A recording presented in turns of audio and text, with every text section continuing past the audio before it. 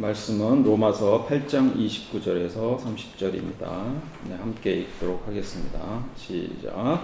하나님께서는 미리 아신 사람들을 택하셔서 자기 아들의 형상과 같은 모습이 되도록 미리 정하셨으니 이것은 그 아들이 많은 형제 가운데서 맏아들이 되게 하시려는 것입니다. 그리하여 하나님께서는 이미 정하신 사람들을 부르시고 또한 부르신 사람들을 의롭게 하시고 의롭게 하신 사람들을 또한 영화롭게 하셨습니다. 아멘. 자, 오늘 설교 제목은 배타적 감사, 포용적 감사입니다. 오늘 질문을 드려보겠습니다. 오늘 질문이 좀 많습니다. 7개나 되는데 한 가지씩 보도록 하겠습니다. 자, 가족이 식사를 함께 합니다. 우리 집은 참 복을 받았다 하는 감사한 마음을 느낍니다. 이 말이 다른 집은 그렇지 못하다는 것을 의미할까요? 아니면 다른 집도 행복할 수 있지만 우리 집이 행복한 것에 감사한다 그런 의미일까요? 자, 두 번째 질문입니다. 답 안 하셔도 됩니다. 자, 오늘 교회 야외 행사를 합니다. 맑은 날씨 주신 것에 대해 하나님께 감사 기도를 드립니다. 그것은 비를 절실하게 기다리던 농부에 대한 저주일까요? 자, 세 번째 질문입니다. 자녀의 대학 입학을 위해 부모들이 간절하게 기도합니다. 합격한 것이 축복이죠. 그렇다면 불합격한 것은 축복이 아닙니까? 자, 네 번째 질문입니다. 자, 사람들은 운동을 하면서 등산 동호회도 가보고 자전거 동호회도 가보고 러닝 동호회도 가보고 합니다. 자, 그 동호회 사람들은 자기 동호회가 제일 좋다고 얘기합니다. 그것이 다른 동호회는 좋지 않다는 것을 의미하나요? 자, 수영 코치가 있습니다. 자기한테 배워야 제대로 배운다고 얘기를 합니다. 딴 데 가지 말라고. 그 말은 틀린 것은 아니겠죠. 그렇다고 다른 사람한테 배우는 것이 잘못되었다고 단정할 수 있습니까? 자, 이제 교회 얘기로 넘어옵니다. 교회 다니는 사람들은 우리 교회가 최고라고 생각하지요. 저도 우리 교회가 제일 좋다고 생각합니다. 뭐 여러 가지 이유로 좋습니다. 뭐 사람들도 좋고 설교도 은혜롭다고 하고 봉사하는 기쁨도 있고 막 좋아서 전도도 막 하고 싶습니다. 그것이 다른 교회는 좋지 않다는 것을 의미하나요? 자, 마지막 질문입니다. 요거는 좀 도전적인 질문이죠. 그냥 같은 맥락입니다. 교회 안에 구원이 있다고 말합니다. 그 말은 교회 바깥에는 구원이 없다는 뜻인가요? 답 안 하셔도 됩니다. 자, 종교학자들과 사회학자들은 종교가 개인에게 심리적 안정과 삶의 의미를 제공하는 중요한 역할을 한다고 분석합니다. 종교는 개인의 행복과 축복을 추구하는 것이죠. 여러 가지 정의가 있겠지만 미국의 심리학자이자 철학자인 윌리엄 제임스는 종교를 이렇게 정의합니다. 고독한 개인이 스스로를 무한한 존재와 관계 맺는 감정, 행동, 경험. 그의 정의는 그 종교의 본질이 개인의 내면적이고 주관적인 경험에 있다는 것을 말합니다. 이는 개인의 불안을 해소하고 삶의 의미를 찾는 행위로 해석이 됩니다. 이런 개인적인 비슷한 신념을 가진 사람들이 모여 서로 지지하고 위로하는 공동체를 만듭니다. 그게 교회입니다. 이런 공동체는 개인의 고립감을 해소하고 소속감을 제공하여 심리적 안정에 큰 기여를 합니다. 여기까지면 좋겠는데 생각이 조금 더 잘못된 방향으로 발전되면 우리라는 공동체 의식이 강해지면서 다른 집단에 대한 배타적인 태도가 생겨납니다. 우리가 좋은 것은 알겠는데 다른 사람들은 좋지 않을 것이라고 생각합니다. 우리는 옳고 그들은 틀린 것입니다. 이것은 종교 간 갈등이나 사회적 분열과 갈등을 초래하는 원인이 됩니다. 우리는 좋은데 다른 사람들도 좋을 수 있겠다라고 생각하는 것을 포용적 은혜, inclusive grace라고 할 수 있고요. 우리가 좋으니 다른 사람들은 나쁠 것이다 라고 하는 것을 배타적 은혜라고 하겠습니다. 엄마가 좋아, 아빠가 좋아. 네, 아이들한테 이런 바보 같은 질문들 하죠. 엄마가 좋다는 것이 아빠가 싫다는 것을 의미하면 배타적인 것이고, 엄마도 좋지만 아빠도 역시 좋다라고 하면 포용적 사랑이라고 할 수 있습니다. 사과 먹을래? 배 먹을래? 이렇게 질문하는데 이렇게 아내가 묻습니다. 그러면 사과 또는 배를 묻는 거죠. 근데 뭐라고 대답하냐면 둘 다 줘 하면 등짝하는데 맞습니다. 자, 이런 또는 이런 오화를 배타적 오화라고 합니다. 둘 중에 하나 고르라는 얘기인데 둘 다 고른 거죠. 자, 어떤 태도가 옳겠습니까? 배타적 은혜라는 태도가 더 옳겠습니까? 아니면 포용적 은혜라는 태도가 옳겠습니까? 그리고 우리는 실제로 어떤 태도를 가지고 살아가고 있는지 한번 돌아볼 필요가 있습니다. 그리고 현대 종교는 어떤 태도를 취하나 한번 돌아볼 필요도 있습니다. 기독교는 과연 포용적인가 배타적인가? 불교는 포용적인가 배타적인가? 이슬람은 포용적인가 배타적인가? 이런 측면을 생각해 볼 필요가 있습니다. 많은 사람들이 우리는 좋고 우리가 좋으니 그들은 좋아서는 안 된다고 생각합니다. 아니면 그들은 좋을 리가 없다고 생각합니다. 폐쇄적인 종교 집단일수록 더욱 그렇습니다. 그런데 현실이 그것을 잘 반영할까요? 그렇지 않죠. 가만 보니 저들도 잘 사는 것 같습니다. 나름대로 인생을 재밌게 살고 우리보다 더 잘 사는 것 같기도 합니다. 그러니까 우리가 더 좋다는 비교 우위를 점하려면 종말적 세상에서라도 우리는 좋은 결론이 나야 합니다. 그들은 멸망할 것이라는 신념을 갖게 됩니다.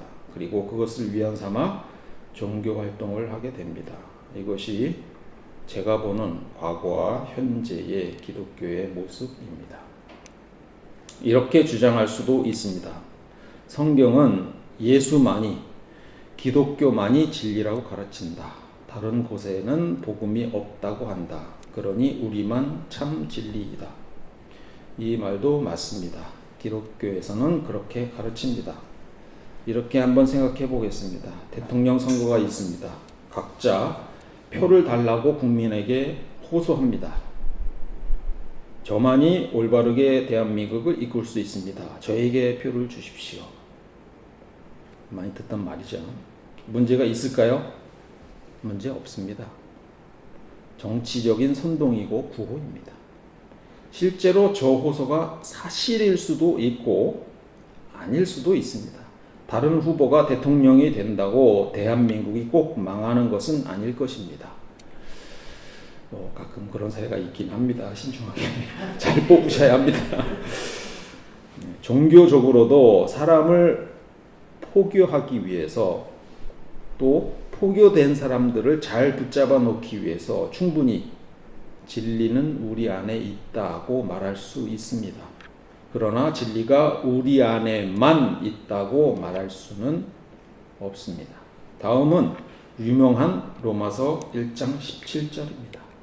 개역개정과 새 한글 번역을 비교를 한번 해보겠습니다.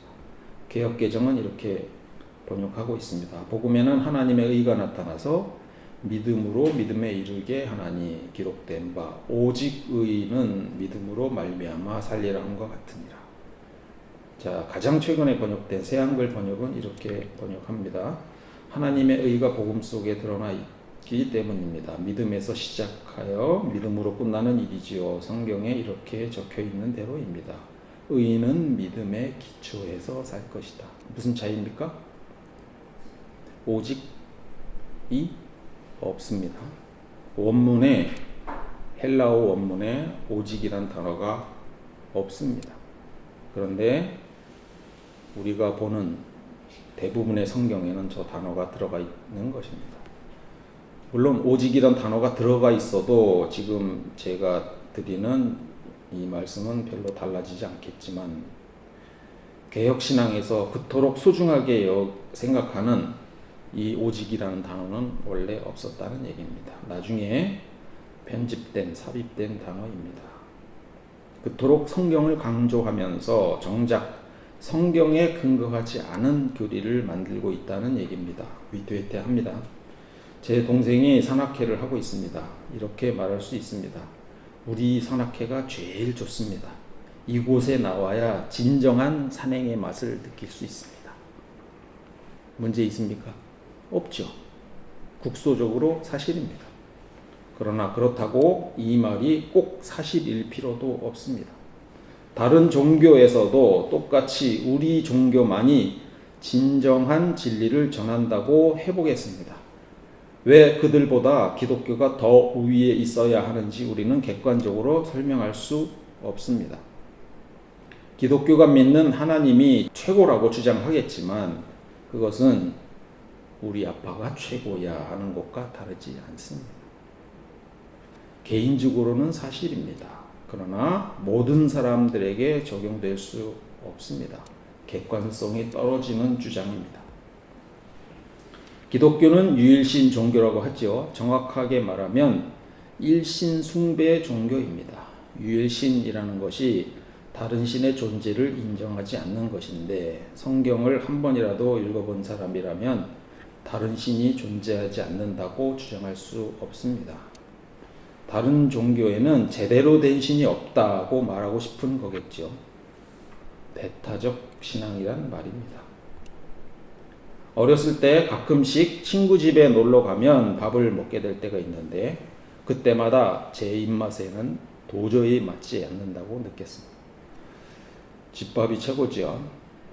그런데 그것은 어렸을 적 제 입맛이 어머니가 해준 밥에 맞추어져 있었기 때문입니다. 성인이 되면서 이런 음식 저런 음식 잡다하게 먹다 보니 이제는 뭘 먹어도 맛있습니다.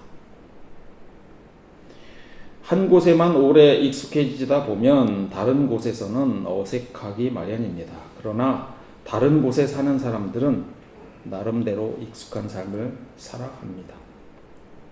성경에 보면 복을 달라는 얘기가 많이 나오죠. 당연합니다. 그것이 종교의 본질이니까요. 그런데 동시에 상대방을 저주하는 얘기도 나옵니다. 그리 마음 편하게 읽히지는 않지만 그것도 종교의 원초적인 본질이라고 생각합니다. 이런 기도를 한 대표적인 인물은 다윗이죠. 예를 들어 시편 109편 9절을 좀 살펴보겠습니다. 그러므로 악인을 시켜 그와 맞서게 하십시오. 고소인이 그의 오른쪽에 서서 그를 고발하게 하십시오. 그가 재판을 받을 때에 유죄 판결을 받게 하십시오. 그가 하는 기도는 죄가 되게 하십시오. 그가 살 날을 짧게 하시고 그가 하던 일도 다른 사람이 하게 하십시오.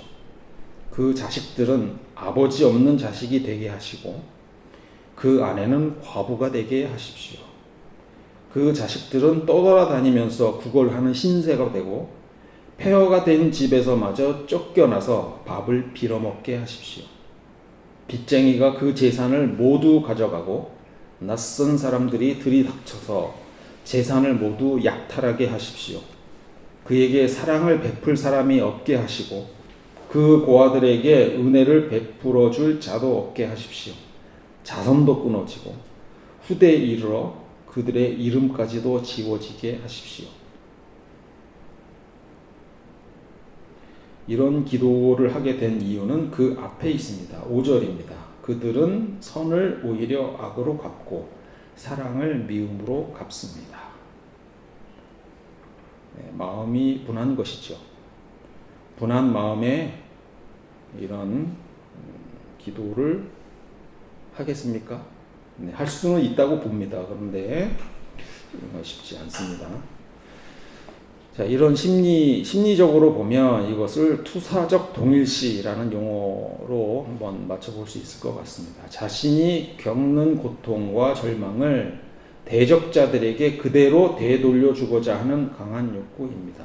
내가 고통받는 만큼 너희도 고통을 받아야 한다는 심리입니다. 그런데 솔직히 말해서 이런 기도 아무나 할 수 있다고 생각하지 않습니다.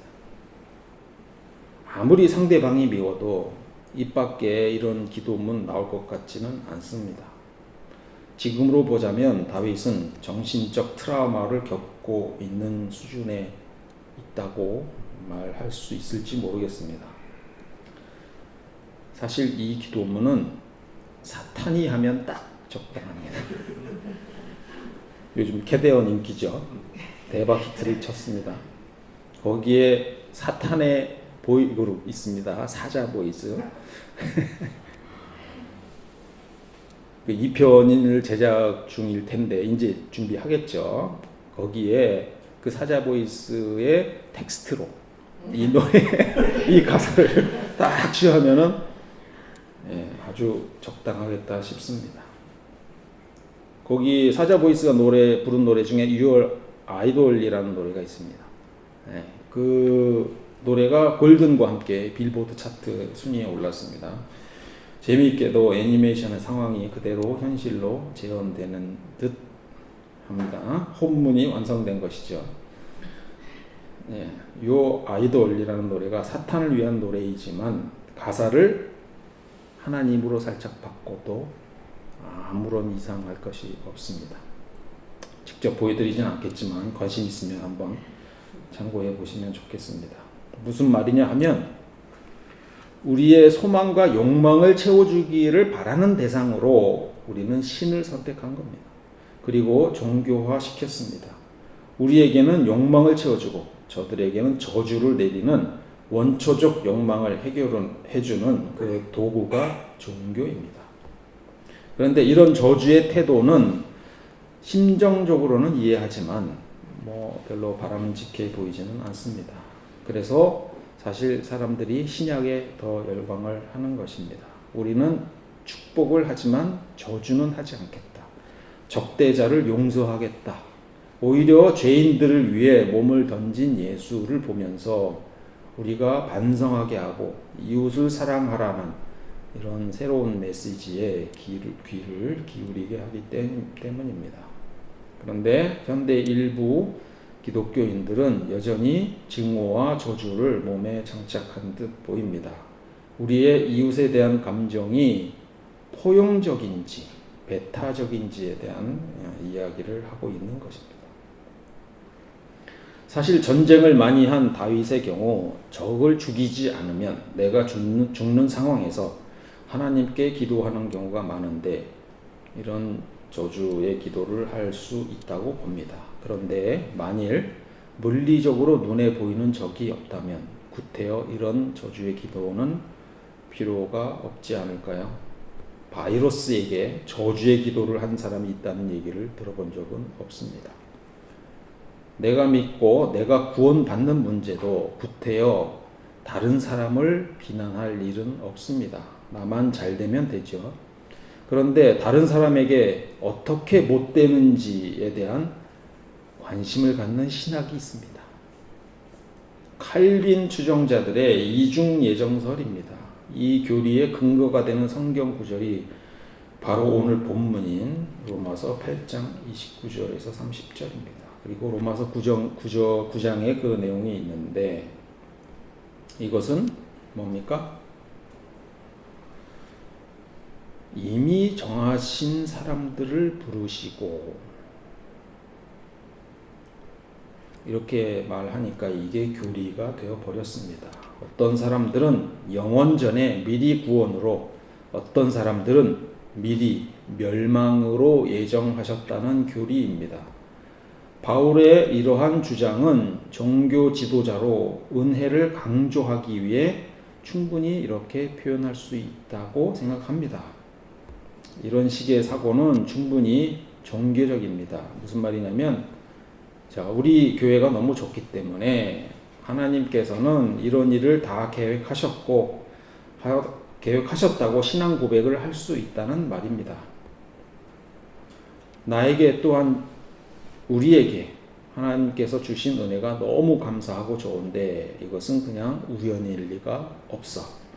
다 계획하신 거야. 이런 신앙 고백인 거죠. 문제 없습니다. 그런데 그 다음이 문제가 됩니다. 그럼 우리가 아니면 뭔데? 다 멸망하는 거지 라고 발전합니다.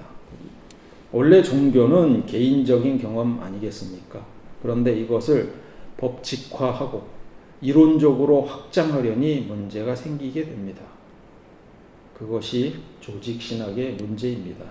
우리 것이 좋으려면 다른 것은 나빠야 하는 것이죠. 그러니 교회 바깥에 있는 사람들은 다 멸망하도록 미리 정하셨다는 것입니다. 즉 이러한 사고는 나는 옳고 너는 그르다는 도덕적 판단을 낳게 됩니다. 이에 대한 실질적인 폐해는 칼뱅이 스위스 제네바에서 종교적 지도자로서 또한 정치와 사회개혁의 통치자로서 그곳에서 행한 폭압적 행태로 드러납니다. 사람들은 그를 개혁의 아이콘으로 칭송하고 있지만 사실 그는 엄청난 독재자였습니다. 자신의 생각에서 벗어나는 것을 허용하지 않았으며 신앙의 자유를 허용하지 않았습니다. 조금이라도 생각이 다른 사람들을 추방하거나 죽이거나 각종 물리적 제재를 가했습니다. 믿음을 강조했지만 행위를 통제했습니다. 대표적인 피해자가 미카엘 세르베투스입니다. 이에 대해서는 추후에 기회가 있으면 자세히 말씀드리겠습니다. 아마도 종교개혁 주일 근처가 될 것 같습니다. 자, 이런 멸망한 자를 미리 선택하셨다는 이중 예정설이 말도 안 된다고 생각한 신학자들이 나중에 만든 교리가 알미니안주의입니다. 알미니안주의는 구원의 은혜는 모든 사람에게 보편적으로 주어졌으며 누구든지 믿음을 선택함으로써 구원받을 수 있다는 주장입니다. 물론 교회 이외에는 구원이 없다고 주장한 것은 동일하지만 멸망할 자까지 미리 정해두었다는 교리는 폐기합니다. 이를 따른 교파들이 감리교, 오순절교회, 성결교 등입니다. 종교에서는 신에 대한 감사를 느끼는 것이 매우 중요합니다. 감사에는 두 가지 태도가 있습니다. 배타적 감사 그리고 포용적 감사입니다. 오늘 설교 제목이죠. 배타적 감사는 이런 것입니다. 자, 우리 공동체만 즐겁고 복을 받았다. 이런 태도입니다. 심리적으로 이것은 내 집단 편향이라고 합니다. 자기 집단의 구성원들에 대해서 호의적으로 생각하고 그것을 벗어나는 것에 대해서 굉장히 배타적인 태도를 취하는 것입니다. 그리고 하향 비교 심리가 작동한다고 하겠습니다. 이것은 자신의 가치나 능력을 높이기 위해서 자기보다 부족하거나 불행한 사람들과 자신을 비교하는 심리입니다. 나는 우위에 있고 이 바깥에 있는 사람들은 그렇지 않다는 것이죠. 이러한 감사의 태도는 신학적인 한계를 갖습니다. 은혜는 나와 우리 공동체만 배타적으로 소유하는 것으로 여기고 타자에게 은혜는 없다고 단정하는 것입니다. 그리고 그들의 행복을 무시하는 태도입니다. 사회적 소수자 및 약자에 대한 비난을 통해서 자신의 정체성을 확인하려고 하기도 합니다. 이러한 결과 우월감은 커지겠지만 다른 이들에 대한 포용과 연대는 약화될 수밖에 없습니다. 그에 반해서 포용적 감사는 이런 것입니다. 우리 공동체가 좋고 즐겁다. 그러나 다른 사람들도 나름 좋을 수 있다. 네. 자, 이 심리학적으로 이것을 이제 사회적 정체성, 확장된 사회적 정체성이 작동한다고 얘기를 합니다. 자신을 특정 집단에 속하는 구성으로 인식하는 것을 넘어서서 다른 집단을 더 큰 범위의 우리 집단으로 인식을 하고 성공과 성취를 동일시하는 것입니다. 우리 집단이 잘 되는 것이 곧 나의 성공이라고 느끼는 것입니다. 예를 들어서 올림픽에서 우리나라 선수가 금메달을 땄을 때 큰 자부심과 기쁨을 느끼는 것 같습니다. 그러나 그 메달을 딴 선수가 불교 신자인데 그러니까 나는 그 사람을 비호해. 나는 그 사람이 메달 따는 것을 좋지 않다고 생각해 라고 하면 내 집단 편향에 들어가는 겁니다. 이러한 감사가 포용적 감사죠. 보편적 은혜라는 태도와 일치합니다. 하나님의 은혜는 모두에게 내린다는 것입니다. 마태복음 5장 45절에 이런 말씀이 있죠. 하나님께서는 악한 사람에게나 선한 사람에게나 똑같이 해를 떠오르게 하시고 의로운 사람에게나 불의한 사람에게나 똑같이 비를 내려주신다. 이러한 확장적 감사의 태도가 사회적으로 확산된다면 어떨까요? 긴장이 완화되며 갈등보다 상생을 더 추구하게 되고 타인의 행복을 함께 축하하는 문화가 조성될 것입니다. 종교 간의 대화가 더 늘어나고 교류가 늘어날 수 있고 사회적 약자를 조금 더 돕는 활동을 할 수도 있습니다. 사실 우리는 차별이란 기능을 본능적으로 장착하고 태어났습니다. 인간은 다른 동물에 비해 육체적으로 약한 존재입니다. 그래서 살아남기 위해 취한 전략이 집단 형성입니다. 집단 유지를 위해서는 어떻게 해야 됩니까? 똘똘 뭉쳐야 되죠. 집단에 유익한 사람들은 취하고 집단에 방해가 되는 사람들은 내치는 것이 이런 기능이 뇌에 장착이 되었습니다. 그런데 내가 속한 사회에 도움이 되고자 하는 마음이 지나치게 되면 오히려 문제가 생기기도 하죠. 집단의 순수성을 위해서 우리와 조금이라도 다른 사람들을 밀어내거나 잘못하지 않은 사람에게도 억지로 잘못을 씌워서 벌을 주려고 하는 현상이 나타납니다. 집단 괴롭힘으로 이어진다는 얘기입니다. 조금이라도 다른 것을 배제하려는 현상입니다. 이러한 집단의 일원이 되면 개인적인 도덕심이나 윤리관이 마비될 수 있습니다. 집단이 주장하는 바를 무비판적으로 수용하고 그들의 지시를 따라하는 경향이 있습니다. 대표적인 예가 정광훈 집단입니다. 하나님 꼼짝마, 나한테 까불면 하나님 죽어. 이런 얘기를 하는데 아멘 합니다. 생각이 마비된 것이죠. 집단적 분위기에 마비된 사람들입니다. 한국에서 기독교가 가장 비호감인 종교인 것은 다 아시죠? 비종교인들이 기독교를 비난하는 이유는 다양하지만 배타적이고 독선적인 태도를 공통적으로 지적합니다. 예수만이 구원이라는 교리를 가지고 다른 종교나 비종교인을 무시한다는 비판이 많습니다. 자신들의 믿음만이 옳다는 독선적인 태도가 사회 갈등을 유발합니다. 이것은 교회의 폐쇄성에 대한 비판에서 비롯됩니다. 자, 그렇다면 우리가 가져야 할 신앙의 태도는 무엇인지 마지막으로 정리를 하겠습니다. 포용적 은혜와 감사입니다. 나와 우리에게 임하신 하나님의 은혜에 감사하시지요? 예. 우리는 그 일에 대해서 감사, 것까지만 하면 됩니다. 신앙은 개인적인 겁니다. 나에게 복이 된다고 해서 너는 은혜 받지 못했어 라고 할 필요가 없죠. 다른 사람들이 내가 은혜를 받았다고 다른 사람들은 은혜와 복이 배제되는 것이 아닌 것을 인정해야 합니다. 그리고 겸손한 신앙의 태도를 가져야 합니다. 우리의 믿음이 옳다고 고백하고 우리의 신앙 방식을 우리는 그대로 가면 됩니다. 문제 없습니다. 그런데 동시에 우리만 옳다고 하는 독선적인 태도는 경계해야 합니다. 다른 복음은 없다는 바울의 주장을 저는 내부자의 주장으로 판단합니다.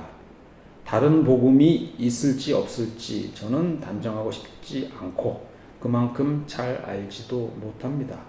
바울을 포함한 이 세상의 누구도 모든 지식을 알 수 없고 그의 지식만이 유일한 진리라고 단정할 수도 없습니다. 기독교가 우리의 삶의 한 이정표로서 우리가 따르고 있지만 다른 이정표는 없다고 단정하지 못한다는 겁니다. 다른 이들의 신앙을 폄하하거나 무시하고 싶지 않습니다. 저는 기독교가 추구하는 행복이 다른 공동체의 행복과 충돌하지 않으며 서로의 행복을 함께 기뻐하도록 발전했으면 좋겠습니다. 배제와 차별을 통한 내부 결속 다지기에서 벗어나 서로 화합하고 서로 축복하는 건전한 종교가 되기를 바랍니다. 기도하시겠습니다. 사랑과 은혜의 하나님, 저에게 베풀어 주신 모든 은혜에 감사드립니다. 오늘 말씀을 통해 우리가 받은 축복이 우리만의 것이 아니라 모두를 위한 것임을 깨닫게 하옵소서. 우리만이 아닌 우리가 축복을 받았다는 감사의 마음을 허락하옵소서. 이기심으로 타인을 배척하고 우리만 옳다고 주장했던 교만함을 회개하게 하시고 다른 이들의 행복과 삶을 평가절하했던 우리의 좁은 시야를 용서해 주옵소서. 세상의 모든 사람이 당신의 자녀임을 고백하며 그들의 삶과 행복을 진심으로 축복하는 넓은 마음을 갖게 하옵소서. 우리에게 허락하신 믿음이 독선과 배타가 아닌 겸손과 포용으로 나아가게 하시고 우리의 포용적 감사를 통해 이웃과 화합하고 그들과 함께 기뻐하고 그들의 아픔에 공감하며 예수 그리스도께서 보여주신 사랑의 길을 함께 따라가게 하옵소서. 우리 주 예수 그리스도 이름으로 기도드립니다. 아멘.